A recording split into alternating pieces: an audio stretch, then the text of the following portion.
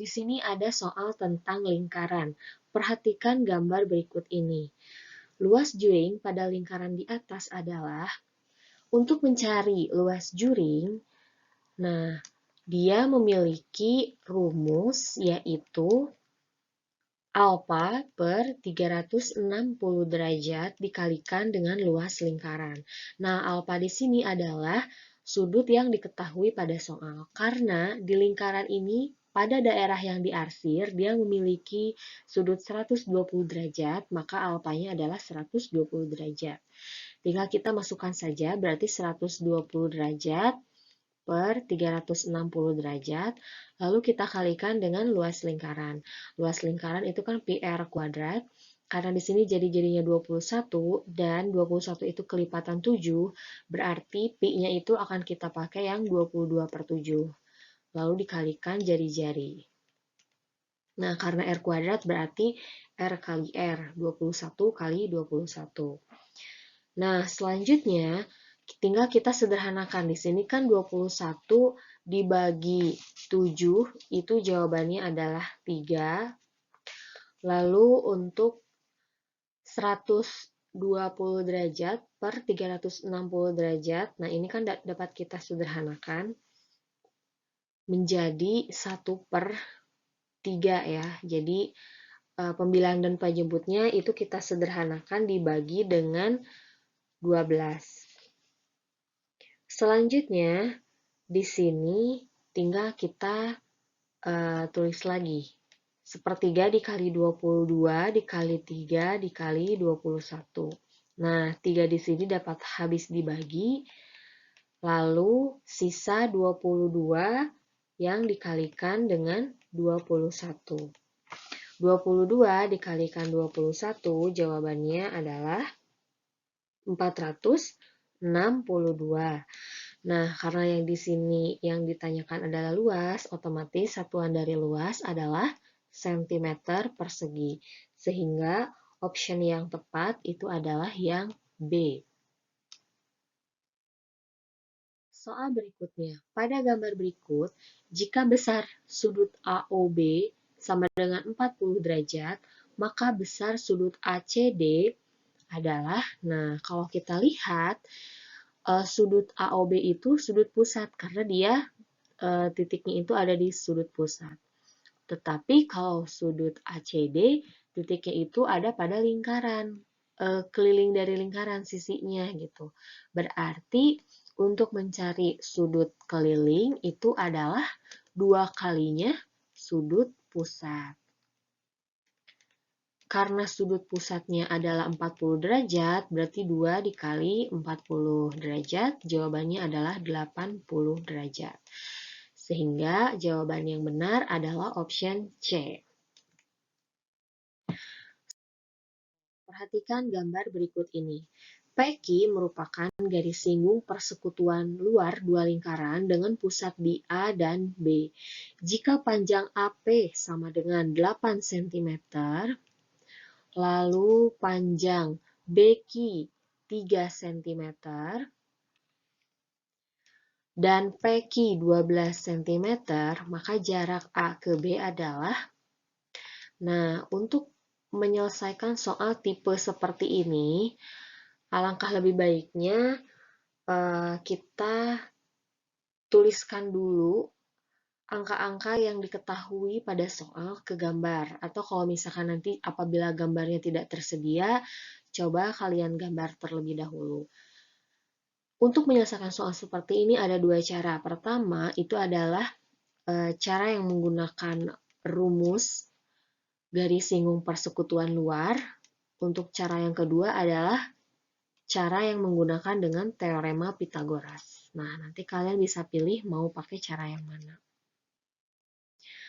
Rumus dari garis singgung persekutuan luar itu adalah garis singgungnya, D ini dapat kita misalkan dengan PQ ya, jadi garis yang menyinggung itu berarti D. Nah, rumusnya itu adalah D sama dengan akar dari jarak A ke B yang dikuadratkan, terus kita kurangi dengan jari-jari besar dikurangi jari-jari kecil yang dikuadratkan. Nah, ini ya. karena kita akan mencari AB, nah nanti tinggal bisa disubstitusikan aja. Contohnya di sini PQ-nya itu kan 12, berarti 12 sama dengan akar AB kuadrat dikurangi jari-jari besarnya itu 8, jari-jari kecilnya 3 yang dikuadratkan. Nah, selanjutnya akarnya itu yang di sebelah ruas kanan, ketika dia pindah ke ruas kiri, dia jadi kuadrat. Jadi 12 kuadrat sama dengan AB kuadrat dikurangi 5 yang dikuadratkan. Nah, seperti ini ya. Lalu selanjutnya, 12 kuadrat itu adalah 144. Nah, ini kita pindahkan ke ruas kiri, sehingga menjadi positif 5 kuadrat itu 25, sama dengan AB kuadrat. 144 ditambah 25, jawabannya adalah 169. AB kuadrat. Nah, kuadrat dari AB itu pindah ke ruas kiri, dia menjadi akar. Akar dari 169 adalah 13. Sehingga jarak A ke B adalah 13 cm. Option C. Apabila kita ingin menggunakan teorema Pitagoras, nah kita lihat dulu. PQ ini dapat kita pindahkan ke bagian bawah. Dengan jari-jari yang besarnya ini kita tulis di tengah gitu ya. Terus kita tarik garis. Nah, seolah-olah si PA ini kita bagi dua, padahal bukan. Tapi kita lihat di QB itu kan 3 cm, berarti ini juga pasti akan sama 3 cm. Jadi ini tuh membentuk persegi panjang nantinya. Nah, setelah dia membentuk persegi panjang, otomatis yang ini kan dia bakal bersisa. 8 kurang 3 itu 5 cm. Nah, yang ini juga akan sejajar, 12 cm. Nah, ini siku-sikunya. Jadi kita mencari hipotenusanya. Berarti X itu sama dengan akar dari jumlah sisi-sisi terpendek. Berarti 12 kuadrat tambah 5 kuadrat. Nah, sudah dihitung ya di perhitungan sebelumnya bahwa 12 kuadrat itu 144 ditambah 25, jadi akar 169, akar dari 169 adalah 13. Jadi jawaban dari soal ini adalah 13 cm. Bebas kalian ingin menggunakan cara rumus garis singgung persekutuan luar dua lingkaran atau menggunakan teorema Pitagoras. Soal berikutnya. Perhatikan gambar berikut ini. Volume dari prisma segitiga tersebut adalah, nah rumus dari volume prisma itu adalah luas alas dikalikan dengan tinggi. Berarti luas alas dikalikan dengan tinggi prisma. Karena di sini luas alasnya itu berbentuk segitiga, berarti kan rumus dari luas segitiga adalah alas kali tinggi dibagi 2. Lalu kita kalikan dengan tinggi prisma. Nah, di sini alasnya itu 3 cm, tingginya 4 cm. Berarti 3 kali 4 per 2, lalu kita kalikan dengan tinggi prisma 7. Nah, di sini bisa kita bagi habis, 4 bagi 2 adalah 2, 3 kali 2 adalah 6, 6 dikali 7, jawabannya adalah 42. Jangan lupa satuan dari volume adalah cm kubik, sehingga jawaban yang tepat adalah 42. Soal berikutnya, hasil pengukuran tinggi badan terhadap 20 orang siswa yang mengikuti ekskul basket dalam satuan cm adalah sebagai berikut.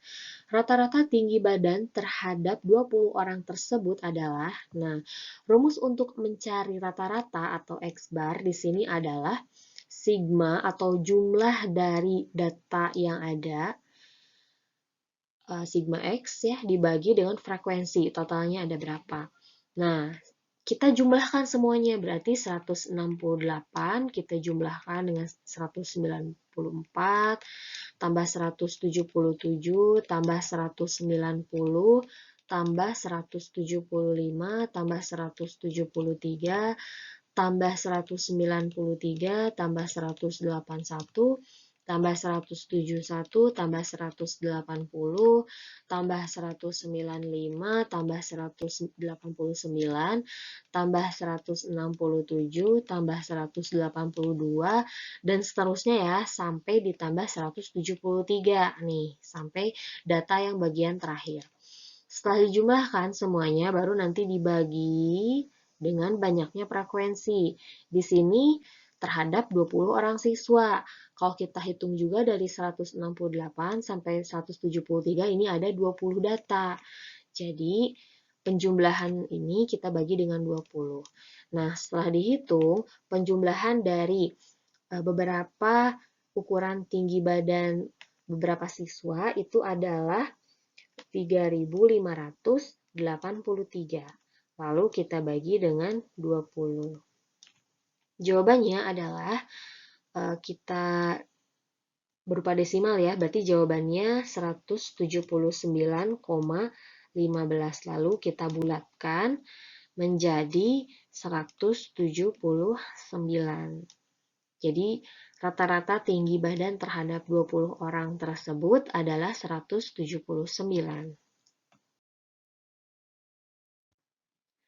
Soal berikutnya. Dalam sebuah kotak terdapat 3 kelereng merah, 5 kelereng hijau, dan 2 kelereng kuning. Jika diambil sebuah kelereng secara acak, peluang terambilnya kelereng kuning adalah, nah, NS-nya kita bisa jumlahkan terlebih dahulu total kelereng yang ada pada sebuah kotak. Berarti 3 tambah 5 tambah 2. Jawabannya adalah 10. Lalu yang ditanyakan adalah peluang terambilnya kelereng kuning. Berarti Na-nya itu adalah N kuning, kelereng kuning per N semesta atau totalnya ya. Jumlah kelereng kuning kan yang ada dalam kotak 2, terus jumlah keseluruhannya 10, berarti 2 per 10. Kita sederhanakan menjadi 2 dibagi 2 adalah 1, 10 dibagi 2 adalah 5. Jadi peluang terambilnya kelereng kuning adalah 1 per 5, option yang A. Soal berikutnya, nilai minimum fungsi f(x) sama dengan 2x kuadrat tambah 4x tambah 7. Nah, di soal fungsi kuadrat, apabila kita ingin mencari nilai minimum, rumusnya itu adalah negatif D per 4A. Apa itu negatif D? D itu adalah diskriminan, di mana diskriminan itu adalah B kuadrat dikurangi 4AC per 4A. Nah, kita cari dulu di persamaan fungsi di atas. Persamaan kuadrat itu A-nya berarti kan 2 ya. Terus B-nya adalah 4 dan C-nya adalah 7. Nah, tinggal kita substitusikan, berarti negatif dari 4 kuadrat dikurangi 4 kali 2 kali 7 per 4 kali 2. Nah, negatif dalam kurung 4 kuadrat adalah 16, dikurangi 4 kali 2 itu 8, 8 kali 7 56 per 8. 16 dikurangi 56 adalah negatif 40 per 8, lalu negatif dikalikan dengan negatif jadi positif, dan 40 dibagi 8 jawabannya adalah 5. Jadi nilai minimum fungsi tersebut adalah 5.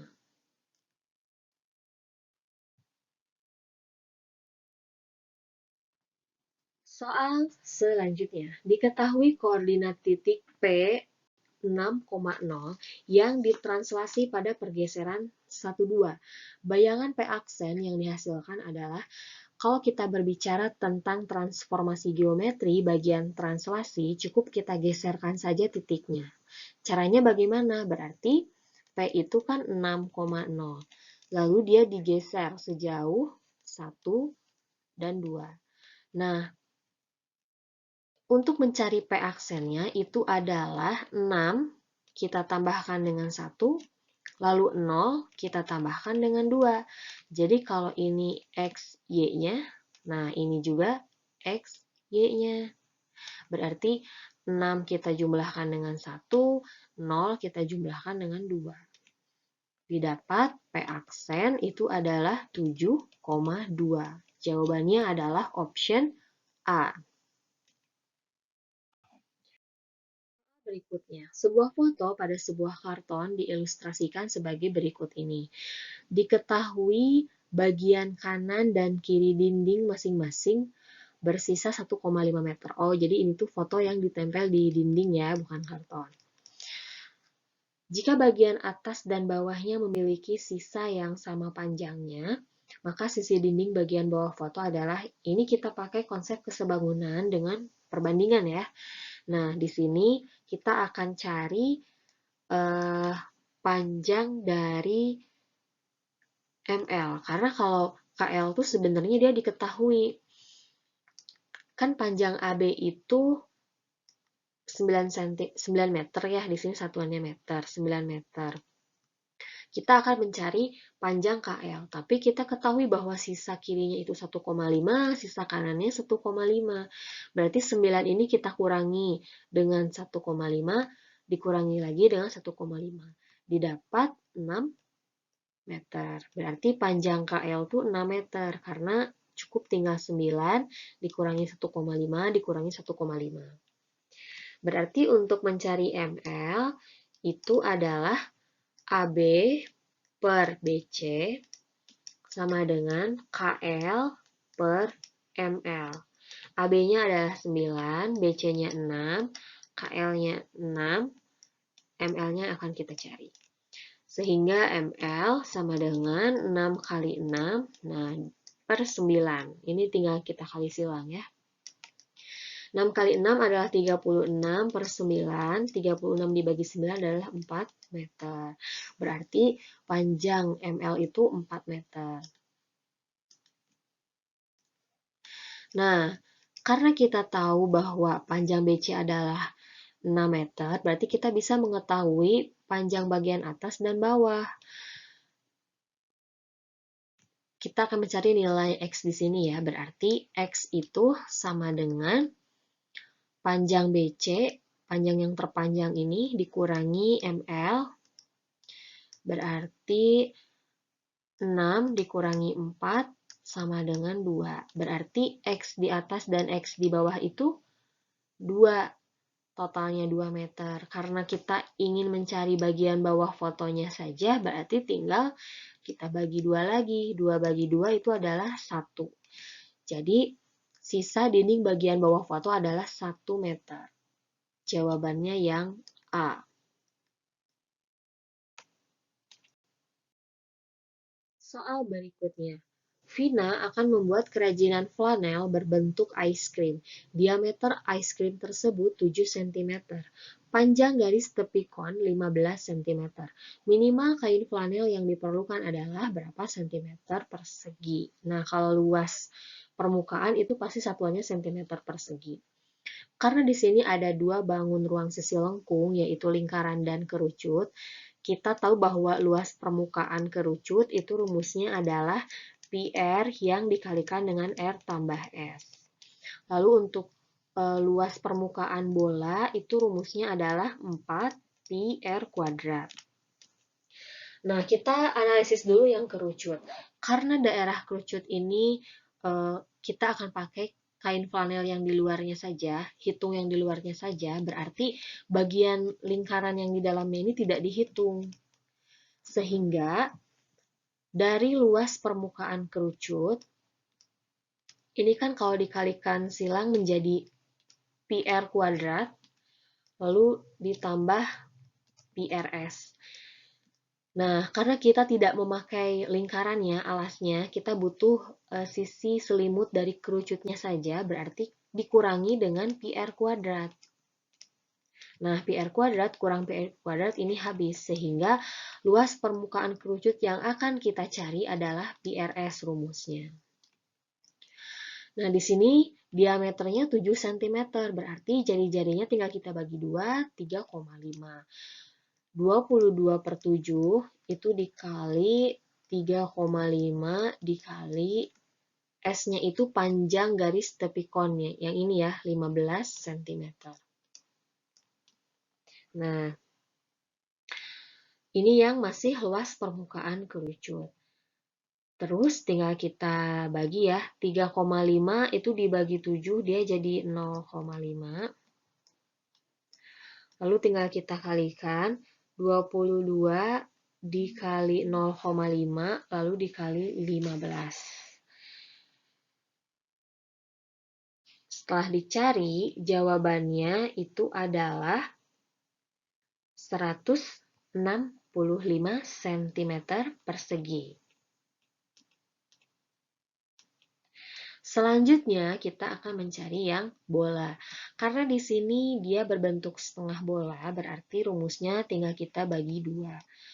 Didapat 2pi r kuadrat.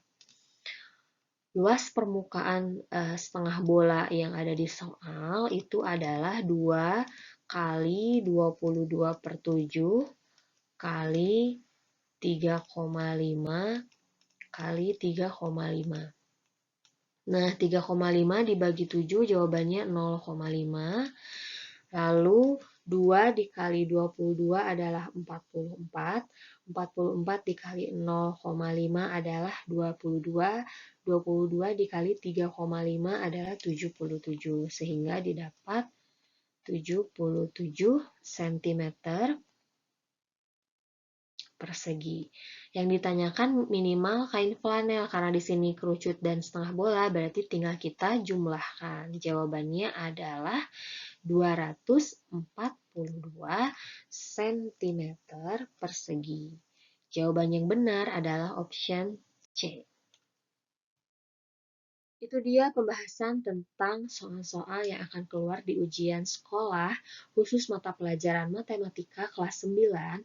Semoga soal-soal yang sudah kita bahas kalian bisa jadi lebih paham dalam mengerjakannya. Jangan lupa untuk jujur, untuk belajar. Semoga hasil yang didapatkan nanti merupakan hasil terbaik. Thanks for watching. Sampai bertemu di video berikutnya.